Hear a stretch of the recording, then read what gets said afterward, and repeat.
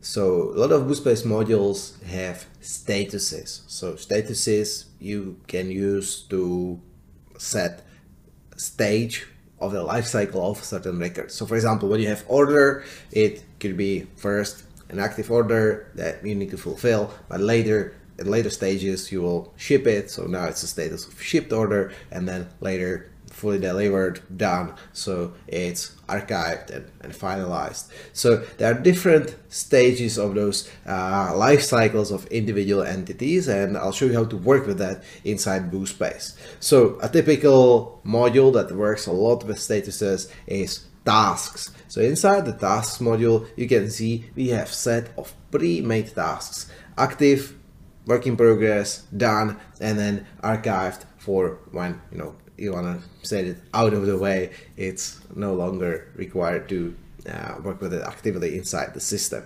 So these are system statuses that are pre-made from us for your systems, and they are the same for every single customer. Sometimes these system statuses have certain functionality bound to it. So for example, tasks that are done would be shown in a different way than tasks that are active, or orders that has been shipped is being interpreted in charts in a different way than an order that is active. So now that's very important to understand that you can add your custom statuses, but these always have to fall under the system statuses. So I'll show you here. So for example, I want to edit the statuses of this particular to-do list. So I click on edit and I go to the statuses.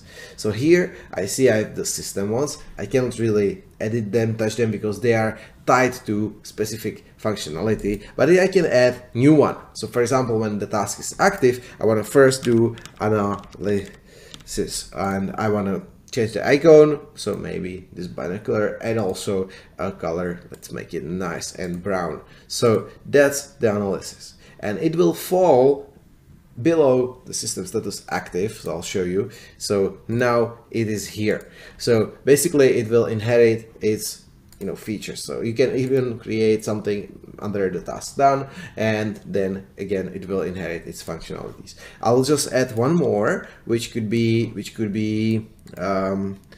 confirmed from client. For example, it could be some nice icon that would say confirmed, and make it green so that we know we can start working on that. I can adjust the order of the statuses, so it's good that the order is chronological, so that for example your users see that order, and this order is kind of enforced, but it's not really forcing anyone to go step by step, status by status, but it's just suggesting the proper life cycle of each entity. So now if I'm in this particular to-do list, I will be able to see all those new statuses, and I will be able to work with that. So this is confirmed from the client. We can start working on that. We can type some functionality.